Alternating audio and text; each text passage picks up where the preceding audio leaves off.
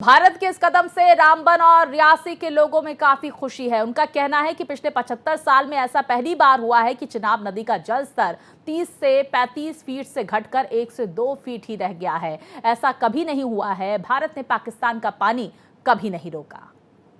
मेरी 75 साल आयु हो गई है और पहली बार देखा है कि दरिया चनाब का पानी भी बंद हो सकता है।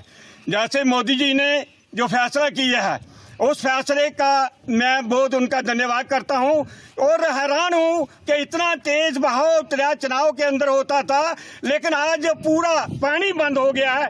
1.5 या 2 फुट पानी है। मुझे उम्मीद है कि हो सकता है 2 घंटे के बाद ये भी पानी जो है बंद हो जाए। तो वहीं देखिए, ज्यादा जानकारी के साथ मेरे सहयोगी विकास लगातार हमारे साथ बने हुए हैं। विकास, देखिए, पानी से त्राहिमाम पाकिस्तान, वहां पर मचने की पूरी गुंजाइश जताई जा रही है। जहां झेलम के पानी को छोड़ने के बाद वहां पर सैलाब का मंजर देखा गया, इमरजेंसी तक वहां पर बुलाई गई और अब चिनाब के पानी को रोका गया है। सिंधु जल संधि सबसे पहले स्थगित की गई, यानी कि वाटर क्राइसिस से पूरी तरह से अब जूझता हुआ पाकिस्तान नजर आएगा। और पिछले कई वक्त से हम देख रहे हैं कि किस तरह से पाकिस्तान में पानी को लेकर हाहाकार मचा हुआ है और इस बार भारत ने वाटर स्ट्राइक कर दी है पाकिस्तान में।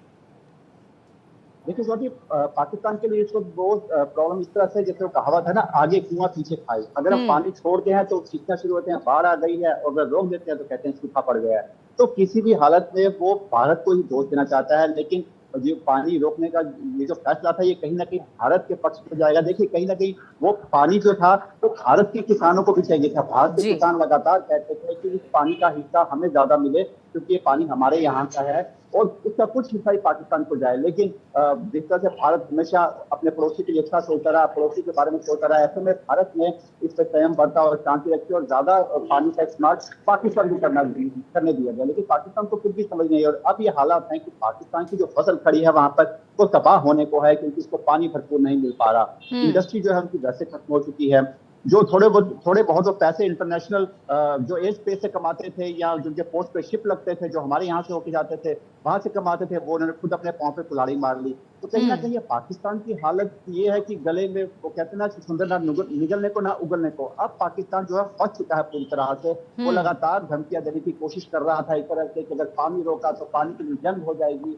लेकिन जब पानी रुक गया तो वो यूएन के पास भीख मांग के पहुंच गया कि भारत को कहा जाए कि पानी छोड़ दिया जाए, हम मर जाएंगे। तो कहीं ना कहीं आप देखिए, पाकिस्तान के कदम में जमीन आसमान का फर्क है। वो सिर्फ अपने लोगों को दिखाने के लिए कि हम मजबूत हैं, वो सिर्फ ऐसी धमकियां देता है। बिल्कुल, आपने धमकी का जब जिक्र किया विकास, कल यूएनएससी में जो मीटिंग हुई थी, हालांकि यूएनएससी का कोई बयान भी सामने नहीं निकल कर आया, कोई रेजोल्यूशन भी पास नहीं हुआ, लेकिन पाकिस्तान में ये कहा गया, इस तरह की प्रतिक्रिया दी गई पाकिस्तानी प्रवक्ताओं की तरफ से, नेताओं की तरफ से, कि जो मकसद था इस बैठक को बुलाना, क्योंकि पाकिस्तान की अपील पर यह बैठक बुलाई गई थी, क्योंकि भारत ने तैयारी पूरी कर ली है और ये डर लगातार पाकिस्तान को सता रहा है, और क्लोज डोर मीटिंग ये बुलाई गई थी और तमाम बातें सामने निकल कर आई, जिसमें कई जो देश वहां पर मौजूद थे उन्होंने आतंकवाद के मुद्दे पर पाकिस्तान को आड़े हाथ भी लिया। फिर ये पाकिस्तान क्यों कह रहा है कि जो मकसद था वो पूरा हुआ? देखिए, वो इसलिए कह रहे हैं कि उनका मकसद था कि वो दिखाना चाहते थे कि हम यूएन के पास जा रहे हैं। यूएन क्या बोल रहा है, उनका ये मकसद नहीं था। और सबसे बड़ी बात देखिए, चौथी जो मीटिंग हुई है, ये जो यूएन का ऑफिस का जो मेन ऑफिस है, जहाँ मेन जो रूम है जहाँ बैठ के मीटिंग हुई थी, वहां नहीं हुई थी। साथ से कॉन्फ्रेंस हॉल जो छोटा सा हॉल है वहां पे हुई है। तो यानी कहीं ना कहीं यूएन भी जानता है कि ये सिर्फ एक फॉर्मेलिटी के तौर पर मीटिंग, फिर बंद कमरे में मीटिंग का क्या फायदा। अगर आप सही हैं, आप सच्चे हैं, तो बाकी देशों को भी बुलाइए, उनके साथ बात कीजिए। जब आप अगर सही है तो सांस को आंच किया, लेकिन पाकिस्तान जानता है वो गलत है। अगर वो बुलाता है, भारत को बुलाता है, तो भारत के पास काउंटर करने के लिए एक नहीं। बिल्कुल, देखिए विकास, वैसे भी बेइज्जत हो चुका है पाकिस्तान और बेइज्जत नहीं होना चाहता, लेकिन अब देखिए भारत ने पाकिस्तान को आईना दिखाने की तैयारी पूरी कर ली है।